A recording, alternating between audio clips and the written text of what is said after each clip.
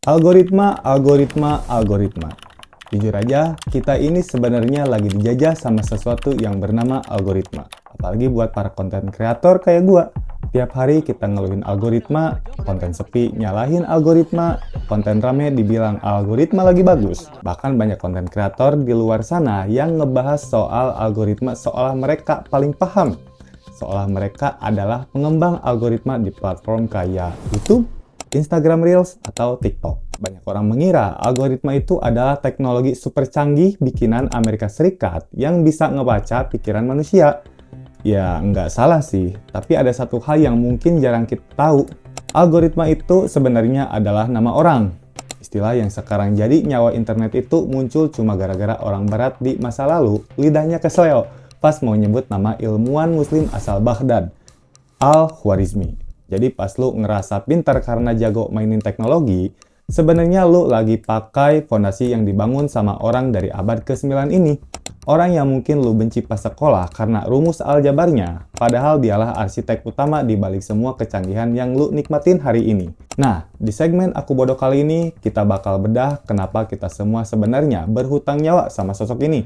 Dan kenapa tanpa dia, hidup lo nggak bakal secanggih kayak sekarang. Halo semuanya, gua Novan Pepari, dan selamat datang kembali di segmen Aku Bodoh.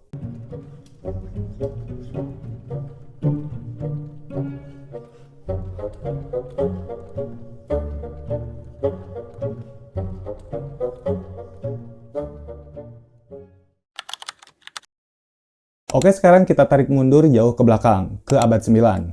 Bayangin lu hidup di zaman itu, dunia saat itu lagi gelap dan berantakan betul secara sistem. Terutama di Eropa, orang masih pakai angka Romawi buat ngitung. Coba lu bayangin, kalau lu mau ngitung pembagian warisan yang rumit atau luas tanah yang bentuknya aneh, tapi lu harus ngitung pakai simbol kayak X, V, I. Anjing ribet goblok. Belum lagi risiko salah ngitungnya gede banget gitu kan. Nah, dunia saat itu lagi sangat butuh bahasa yang lebih simpel supaya orang nggak pusing kalau mau dagang atau bangun peradaban. Nah, di saat belahan dunia lain lagi bingung, ada satu kota namanya Baghdad. Ini yang menurut gua kita sering bodoh karena nggak tahu sejarahnya. Baghdad saat itu bukan cuma kota tua di gurun, tapi itu adalah the Silicon Valley of the past. Di sana ada tempat namanya Baitul Hikmah atau House of Wisdom. Ini tuh kantor pusatnya orang-orang paling jenius di bumi. Dan disinilah MVP kita hari ini muncul, Muhammad bin Musa Al-Khwarizmi. Astronomer and geographer Al-Khwarizmi. Seorang cendekiawan muslim abad ke-9 bernama Al-Khwarizmi. Ya, dikembangkan oleh Al-Khwarizmi dan menganjurkan adopsi masalah sistem angka basis 10.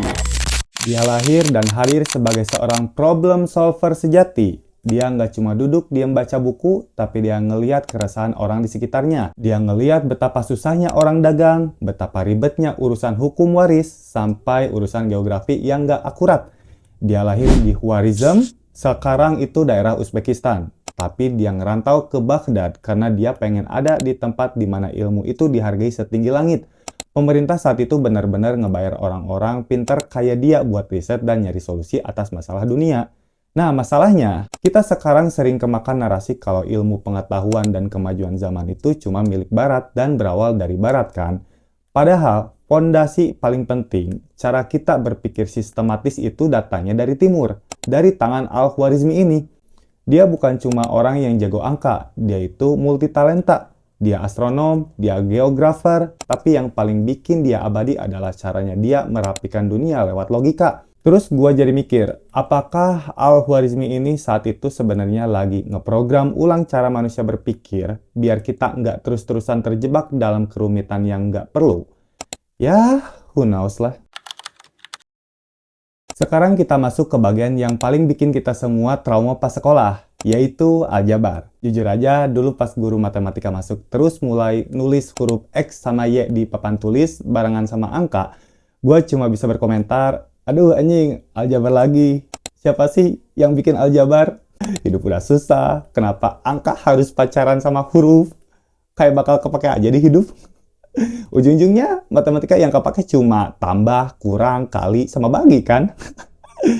Tapi setelah gua pelajarin sejarahnya, ternyata gua yang bodoh. Al-Khwarizmi nemuin aljabar itu tujuannya bukan buat nyiksa murid sekolah, tapi buat tujuan yang sangat mulia. yaitu keadilan.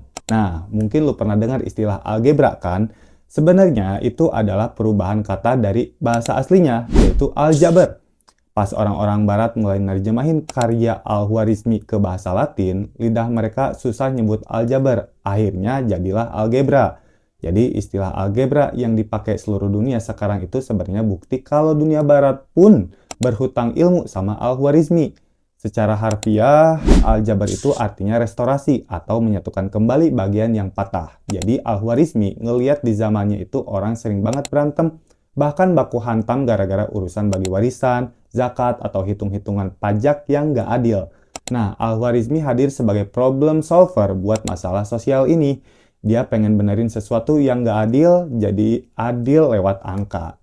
Dia nulis buku judulnya Alkitab Al-Mukhtasar fi Hisab Al-Jabar wal Muqabala. Panjang ya. Tapi intinya, Al-Khwarizmi ngajarin kita cara ngasih label ke masalah yang kita belum tahu jawabannya. Misalnya, gua nggak tahu nih berapa jumlahnya, tapi kita sebut X saja dulu. Dan ini tuh cara berpikir yang revolusioner banget, Pak. Dia ngajarin dunia cara nyari solusi dari sesuatu yang misterius. Dan yang paling keren, prinsip dasar aljabar itu soal keseimbangan. Kalau lu nambahin beban di sisi kiri, lu harus nambahin juga di sisi kanan biar ekuasi atau hasilnya tetap sama. Kalau lu masih bingung, gua akan coba lebih sederhanakan lagi. Jadi intinya, tanpa aljabar, nggak akan ada insinyur yang bisa bangun gedung pencakar langit, nggak ada navigasi kapal, dan yang jelas, nggak akan ada sistem komputer yang bisa jalan. Jadi tiap kali lu benci sama rumus X sama Y, inget ini, itu adalah alat yang diciptain biar manusia nggak saling zolim gara-gara salah hitung. Jadi kesimpulannya, Al-Khwarizmi ini sebenarnya lagi ngajarin kita cara jadi orang jujur pakai matematika. Setelah urusan huruf X dan Y kelar, Al-Khwarizmi bawa satu lagi senjata yang bikin dunia gempar, yaitu angka 0. Mungkin lo berpikir itu cuma angka 0 doang, apa kerennya kan? Tapi jangan salah, Mbak. Dulu di Eropa, angka 0 ini sempat dianggap sebagai angka klinik, angka setan. Karena orang barat zaman dulu penganut filsafat yang nggak percaya sama kekosongan. Bagi mereka, kalau sesuatu itu kosong, artinya nggak ada. Jadi ngapain ditulis? Tapi Al-Khwarizmi hadir sebagai problem solver lagi. Dia mempopulerkan konsep sifar atau kosong. Dia ngajarin dunia kalau sesuatu yang kosong itu punya posisi yang sangat penting sebagai placeholder. Sekarang coba lu bayangin saldo rekening lu. Angka 1 kalau nggak ada nolnya ya cuma 1 perak kan. Tapi kalau dikasih 06 di belakangnya jadi 1 juta. Dikasih 09 jadi 1 miliar. Padahal bedanya cuma di angka yang katanya nggak ada nilainya itu. Tapi dampaknya ke hidup lu jauh banget, Pak. Iya kan? Dan gak cuma itu, Al-Khwarizmi juga yang ngebawa sistem desimal atau basis 10 ke dunia. Sebelum dia, orang pusing bedain angka 1, 10, sama 100, dan Al-Khwarizmi yang ngerapin itu semua. Dan sistem desimal inilah yang jadi nenek moyang dari pecahan desimal yang kita pakai buat ngitung diskon atau kembalian di minimarket sekarang. Nah, ini poin yang mungkin jarang orang tahu, yaitu soal asal-usul kata 0 atau zero itu sendiri. Al-Khwarizmi nyebut angka 0 ini dengan kata sifar, yang artinya kosong. Pas ilmu ini masuk ke Eropa, lidah mereka lagi-lagi keseleo. Sifar berubah jadi zepirum, terus jadi zero dalam bahasa Inggris, dan bahkan jadi kata shipper dalam bahasa Perancis. Jadi tiap kali lu nyebut zero, lu sebenarnya lagi nyebut istilah yang dipopulerkan sama Al-Khwarizmi. Dan ini poin yang paling gila. Tanpa angka 0, pikiran manusia itu terbatas. Dulu hitung-hitungan manusia itu ada ujungnya. Tapi begitu 0 ditemukan, kita jadi bisa ngitung sampai angka tak terhingga atau infinity. Angka 0 itu kayak kunci yang ngebuka gerbang matematika jadi seluas semesta. Jadi ingat kata Buzz Lightyear. Menuju tak terbatas dan melampauinya. Dan ujung-ujungnya ini yang jadi jembatan menuju komputer. Tanpa angka 0 nggak akan ada sistem biner.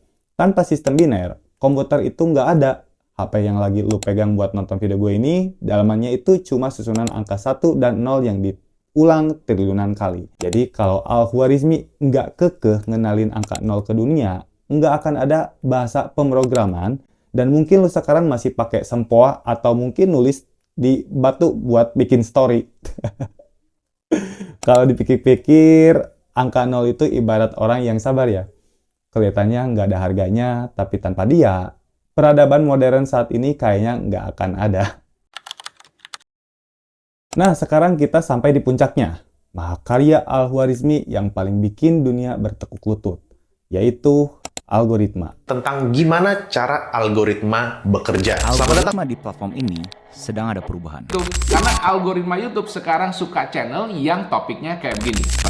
Mungkin lu bertanya-tanya, Van, algoritma itu kan istilah komputer sekarang kan?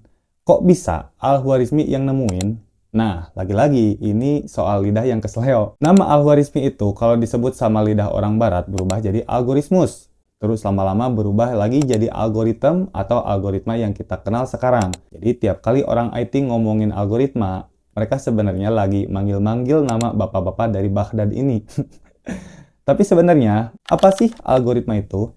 Biar sistematis, gue jelasin secara logis ya. Algoritma itu bukan sihir, tapi sebuah prosedur logis untuk menyelesaikan masalah. Dan algoritma punya 3 syarat utama. Yang pertama input, ketika ada masalah atau data yang masuk. Terus ada proses, ada langkah-langkah urut yang nggak boleh ketukar atau lebih sederhananya step 1, step 2, step 3, dan seterusnya. Dan yang terakhir output, di mana ada solusi atau hasil akhir yang jelas. Al-Khwarizmi ngajarin kalau lu mau nyelesain masalah segede apapun, lu harus pecah masalah itu jadi langkah-langkah kecil yang masuk akal. Tanpa cara berpikir sistematis kayak gini, komputer tercanggih di dunia pun cuma bakal jadi tumpukan rongsokan yang nggak ada gunanya. Komputer bisa pinter karena dia disuapin langkah-langkah logis dari pemikiran Al-Khwarizmi.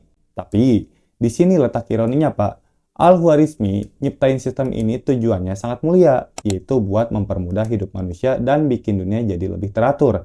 Tapi sekarang, kita malah ngerasa terjajah sama ciptaannya sendiri. Algoritma sekarang udah kayak Tuhan di dunia digital. Dia yang nentuin apa yang harus lu tonton, apa yang harus lu beli, bahkan sampai lu harus benci sama siapa di internet. Kita ngerasa punya kendali atas HP kita, padahal sebenarnya jempol kita lagi disetir sama barisan kode biar terus scrolling tanpa henti. Kita yang awalnya pengen nyari solusi, malah jadi budak konsumsi. Hidup kita kayak dikotak-kotakin. Kalau lu sekali aja ngeklik konten orang marah-marah, algoritma bakal terus nyuapin lu konten marah-marah yang sejenis sampai lu lupa caranya tenang. Dia tahu kelemahan lu dan mungkin lebih baik dari lu mengenal diri lu sendiri. Kalau misalnya ya, Al-Khwarizmi masih hidup dan ngelihat gimana algoritma dipakai buat bikin orang adu domba atau sekedar jualan data pribadi, kira-kira dia bakal bangga atau malah sedih ya? Karena sistem yang dia bikin buat merapikan dunia lewat logika, sekarang malah sering dipakai buat mengacak-ngacak mental kita lewat sosial media salah satunya. Nah, menurut lu, siapa sih yang sebenarnya megang kendali? Lu atau barisan kode yang namanya diambil dari bapak-bapak jenius asal Baghdad ini? Tapi sekarang muncul pertanyaan besar. Kalau Al-Khwarizmi ini sejenius itu dan perannya sevital itu, kenapa kita jarang banget dengar namanya di buku sejarah sekolah ya? Kenapa kita lebih hafal nama-nama ilmuwan kayak Albert Einstein atau Isaac Newton daripada bapak-bapak yang bisa dibilang menjadi awal peradaban modern saat ini? Nah, menurut gua ada 2 sebab masalahnya. Pertama, soal eurosentrisme. Banyak sejarah dunia itu ditulis dari sudut pandang barat. Jadi seringkali penemuan-penemuan hebat dari Timur Tengah atau Asia itu cuma dianggap sebagai pelengkap atau bahkan namanya diubah biar lebih gampang disebut sama lidah mereka. Kayak yang gue bilang tadi, aljabar jadi algebra, Al-Khwarizmi jadi algoritma. Identitas aslinya perlahan memudar dan kita jadi lupa siapa sih sebenarnya pemilik asli ide itu. Dan yang kedua, kita seringkali cuma fokus sama hasil akhir, bukan fondasi atau prosesnya. Kita semua lebih kagum sama aplikasi sosmed yang kita pakai sekarang daripada prinsip logika di baliknya. Kita lebih kagum sama gedung pencakar langitnya daripada rumus aljabar yang bikin gedung itu nggak roboh. Jadi kesimpulannya apa? Jadi kesimpulannya Al-Khwarizmi bukan cuma sekedar ilmuwan yang multitalenta. Dia adalah sosok yang ngajarin kita kalau logika itu harusnya dipakai buat nyiptain keadilan dan keteraturan, bukan buat eksploitasi. Dunia modern yang kita nikmati sekarang, dari mulai navigasi pesawat sampai algoritma yang lagi lu pakai buat nonton video gua, itu semua berdiri di atas bahu bapak dari Baghdad ini. Tanpa dia, mungkin kita masih hidup di zaman kegelapan secara intelektual. Jadi, pelajaran buat kita semua, jangan pernah ngeremehin sesuatu yang kelihatannya nggak ada nilainya, kayak angka 0 atau sesuatu yang ribet kayak rumus X dan Y. Karena seringkali hal-hal yang kita benci waktu di sekolah itulah yang sebenarnya jadi kunci buat ngebuka potensi dunia yang tak terbatas. Ya mungkin segitu dari gua, semoga apa yang gua share ini ada manfaatnya. Sampai ketemu di video selanjutnya. Jangan lupa subscribe, bye-bye.